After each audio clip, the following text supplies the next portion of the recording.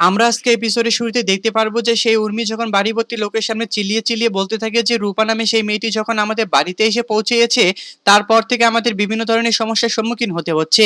এই মেয়েটা আসলেই কুলাঙ্গার। তখন যেন দীপা এমন কথা শুনে বেশ অনেকটা রাগী কণ্ঠে সেই উর্মিকে বলতে থাকে যে তুই যদি আমাদের বোন না হতি তাহলে আমি তোর মুখটা মেরেই শেষ করে ফেলতাম। তারপর যেন উর্মি এমন কথা শোনা মাত্র রাগ হয়ে উপরে চলে যায়। তখন যেন আমরা অপরদিকে দেখতে পারি যে সূর্য যখন নিজের রুমে যেতে থাকবে ঠিক তখনই কিন্তু সেখানে বীর গিয়ে তার বাবা অর্থাৎ বড় বাবাকে বলতে থাকে যে আমার বাবা তো সমস্ত টাকা খেয়ে ফেলেছে, তাহলে আমরা তো এবার ফকির হয়ে গেলাম। এবার আমরা কিভাবে চলবো বাবা, এবার আমাদের কিছু সলিউশন দিন। তখন যেন সেই সূর্য বলতে থাকে যে তুই এখনই যাবি ব্যাংকে, ব্যাংকে গিয়ে সমস্ত টাকা তুলে নিয়ে আসবি।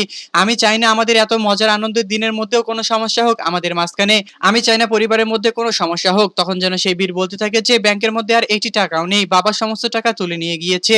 তখন যেন এই কথা শোনা মাত্র সূর্যের মাথার মধ্যে হাত পড়ে যায়। হ্যাঁ বন্ধুরা, অনুরাগের ছোঁয়া ধারাবাহিক নাটকের আগামী পর্বগুলোতে আমরা ঠিক এমনটাই দেখতে পারবো।